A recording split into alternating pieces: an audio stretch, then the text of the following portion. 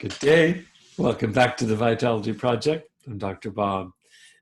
Yesterday, we emphasized how important it is to practice stress management tools like mindfulness exercises. And we need to practice them regularly, really, in order to receive their full benefit. And while we're on that point, let me ask you, did you complete our agreed upon homework exercise? I asked for you to consider giving 5 minutes of your time to doing nothing more than just focusing on being mindful of your breath. You know, it's a crazy thing.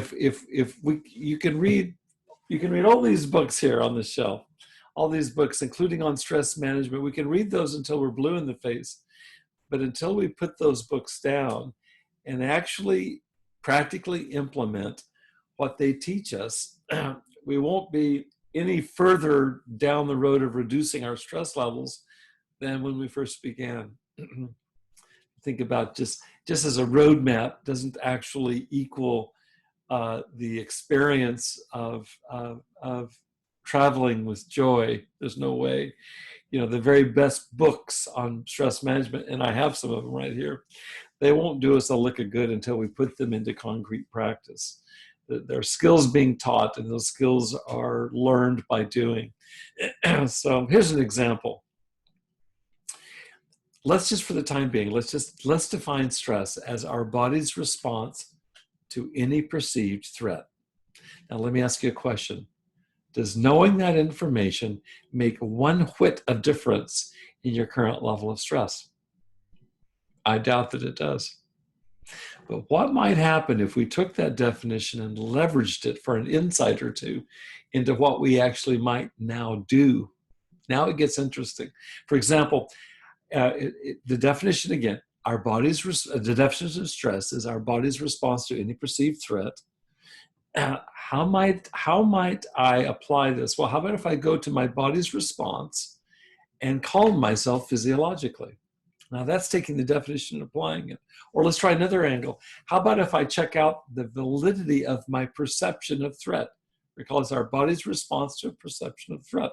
There's some wiggle room with our body's response. There's some more wiggle room with our perception of threat. So what if, for example, if my perception of threat is in any way an inaccurate perspective on whatever threat it is that's cropped up? Are you with me? For today's assignment, let's take just these two insights, and we just came up with them from this very simple definition of stress, and let's see if we can apply them. The first thing I want you to do is let's make sure that each one of us selects some relaxing behavior, some way to relax our bodies, and let's implement it over the next 24 hours. It doesn't matter what it is, anything that helps you relax in a positive and effective way, we're going to do that.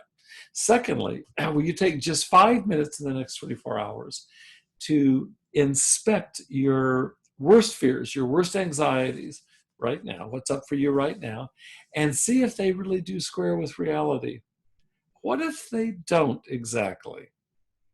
What if unearthing them, for example, if you have a overreaction going on right now, what if just the fact of doing that might provide you some quantum of instant stress relief? Wouldn't it be worth doing? Try it out. And we'll check in again tomorrow to see how you did. Thanks for joining me here today at the Vitality Project.